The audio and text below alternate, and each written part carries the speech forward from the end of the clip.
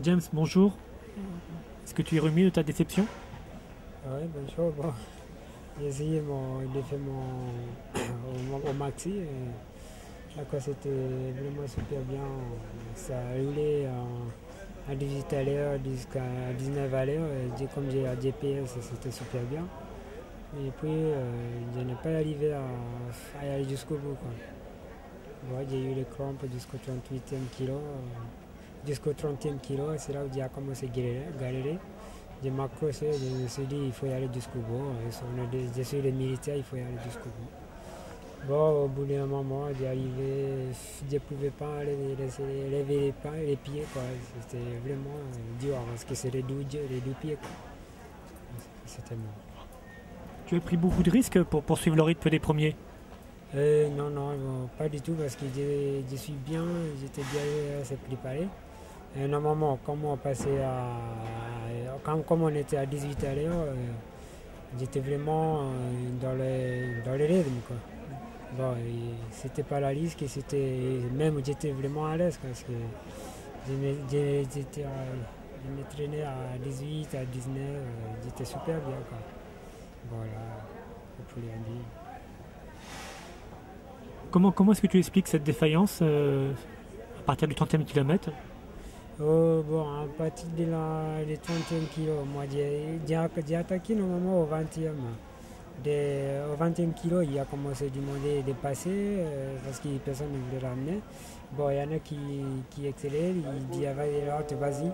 Bon, moi, j'aime pas la course qui fait des fatigues dedans, j'aime bien les parcours, j'aime bien courir, j'aime bien participer dans mon temps ou dans des courses à la même rythme, quoi. Bon, dès que j'ai pris la tête, j'ai voulu amener à 19 à l'heure jusqu'au bout, quoi. Bon, après, au bout d'un moment, je ne sais pas si c'était un Italien, il a traversé juste d'avant. Bon, il m'a fait freiner et à partir de là, j'ai les pieds droits, c'est celui-là que j'ai freiné avec. J'ai eu un peu mal au stéo, et après, bon, la deuxième pied, dans 3 kilos, je me sentis encore mal. Comme il fait chaud, bon, je sais pas pourquoi, mais bon, j'ai eu vraiment mal les deux pieds, quoi. Je ne pouvais plus les faire. À partir de là, bon, après c'était fini. Est-ce que tu vas rester sur marathon pour la saison prochaine? Ouais, j'aime bien la distance, c'est pour ça que je me mettais au marathon. C'était 8e marathon, quoi. Bon, ça, c'est le premier marathon à abandonner. Je n'ai jamais abandonné dans une petite course à 10 bandes ou à semi ou à marathon. C'est la première fois que ça m'est arrivé. Je n'ai jamais eu les crampes, mais c'était la première fois. Ah, ça. Moralement, tu penses que tu vas t'en remettre rapidement de cette déception? Ouais, normalement, je ne vais pas arrêter. L'année prochaine, je suis dans le marathon, quoi. Là, il faut récupérer un peu parce que bon, j'ai attendu ce marathon depuis le mois d'avril. J'étais en forme depuis le mois d'avril. Là, j'étais vraiment bien se préparer dans la tête et tout. Bon, c'est pour ça que même là, dès que j'ai attaqué, c'était pour y aller jusqu'au bout, quoi. Parce que dans la tête, j'ai des kilomètres dans le dos. Je suis bien taillé. Bon, il fallait y aller, quoi. Là, avec les crampes, bon, j'avais pas le choix. J'ai essayé de s'arrêter, de marcher à peau et puis pour attaquer, c'était impossible, quoi. Bon, c'était mort. Pour l'année prochaine, donc, tu comptes aller au championnat du monde. Il va falloir te qualifier pour l'année prochaine, championnat du monde. À quel moment tu comptes faire ton marathon qualificatif? À Paris? Ah, ouais, il faut soit au mois d'avril, soit à Paris, soit d'autres marathons, quoi. Parce que des fois à Paris ça va trop vite. Et des fois on peut tomber dans les groupes qui va à 12 heures, à la base de 12h05 ou à 12h07, on n'a jamais fait ça. Et comme on n'arrive pas à rester vraiment loin des premiers groupes, c'est risqué, quoi. Ça peut me balancer. Mais bon, c'est pour ça que des fois il faut chercher dans d'autres marathons parce que bon, Paris ça fait 5e fois que je serai présent si je mauvais. Bon, il faut peut-être aller chercher d'autres marathons. Si je ne trouve pas un petit marathon, je me mettrai à Paris, quoi. James, bonne récupération et à bientôt. Ok, merci beaucoup. Bye. Bye. Jean-François, bonjour. Bonjour. James a pris tous les risques pour faire une médaille. Est-ce que c'était le schéma de course qui était prévu à l'avance par rapport au chrono, l'engagement des adversaires? Bon, on savait qu'il y avait une dizaine d'athlètes qui étaient capables de monter sur le podium, avec deux favoris qui sont à l'arrivée d'ailleurs, Rothlin et Martinez, qui étaient les deux athlètes qui avaient eu déjà des résultats dans des championnats internationaux et qui donc étaient les plus sérieux adversaires. L'objectif était de faire 20 km dans le peloton. On savait que de toute façon ça ne partirait pas sur des bases plus rapides que 2h15. Donc il est resté dans ce schéma de course. Au moment où la course démarre, vers le 20e kilomètre, il était présent, il était bien physiquement jusqu'au 30e kilomètre et puis il a eu des crampes. Alors bon, qu'on peut expliquer sûrement par un problème de conditions météo qui était très difficile, mais aussi peut-être par une mauvaise hydratation et peut-être des ravitaillements pas suffisamment importants au début, quoi. Donc bon, c'est un petit peu dommage. C'est vrai qu'il a couru pour être sur le podium. Il a fait tout ce qu'il fallait pendant les 30 premiers kilomètres et puis bon, après il s'écroule complètement, quoi. Tu évoquais à l'instant aussi un problème d'habitude justement de boire à l'entraînement qu'on retrouve après en compétition, contrairement aux marcheurs.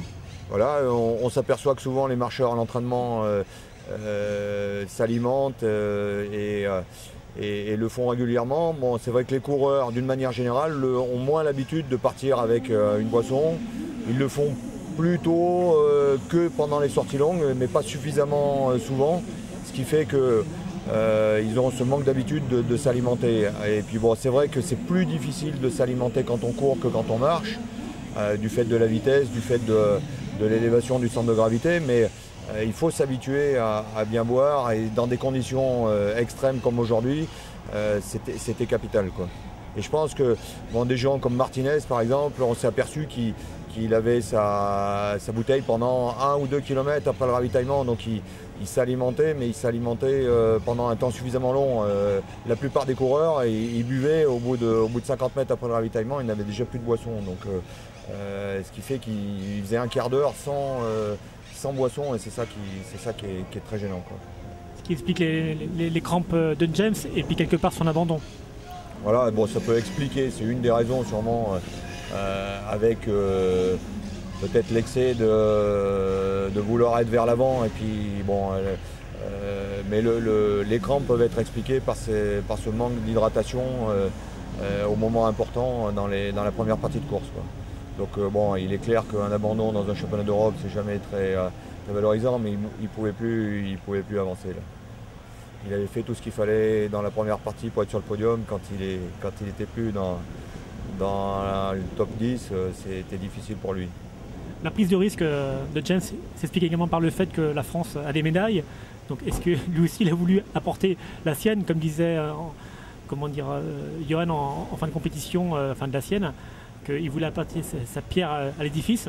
Oui, c'est vrai que la dynamique de l'équipe de France fait que l'ensemble des athlètes ont envie de bien faire, et ils voient que des collègues qui n'ont pas forcément des positions de favoris font des belles places. Hier en particulier, il y a eu des belles surprises. Donc James, il a voulu participer à la fête. Bon, mais il faisait partie des athlètes qui sont capables d'être sur le podium. Sa performance d'engagement était dans les 5-6 meilleurs. Dans un marathon, à 1 minute près, tout est possible. Donc on ne peut pas dire que ça soit trop excessif de vouloir partir pour le podium. Ce qui a peut-être été excessif, c'est de vouloir partir avec Rothlin au moment où Rothlin démarre, parce que Rothlin était vraiment fort aujourd'hui, quoi. Donc il y avait aussi la Coupe d'Europe, hein, donc premier Espagne, deuxième Russie, troisième Italie. La France aurait pu avoir un rôle à jouer. Et pourquoi est-ce qu'il n'y avait pas d'équipe de France alors qu'il y avait quand même un potentiel?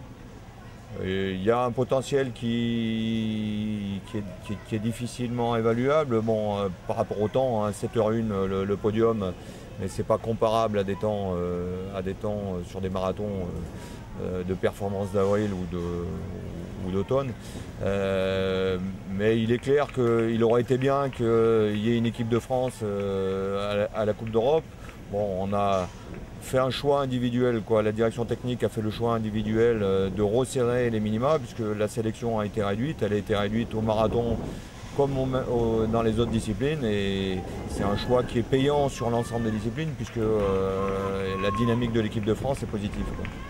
On a vu qu'il y avait des jeunes donc, sur 800, sur 1500, sur 5000, les 3 ont été finalistes. Est-ce qu'il ne fallait pas prendre le risque, si on peut dire, d'emmener des jeunes marathoniens ici donc à Barcelone? Oui, si on avait pris le risque d'emmener des jeunes marathoniens, il aurait fallu prendre aussi le risque d'emmener les coureurs de 1500 mètres qui étaient juste derrière. Ça ouvrait la sélection. Ça n'a pas été le choix de la direction technique. Le choix de la direction technique, c'était une sélection resserrée. Et on n'avait pas eu de performance suffisamment dense au niveau du marathon cette année pour pouvoir emmener une équipe de France. Merci Jean-François. Merci.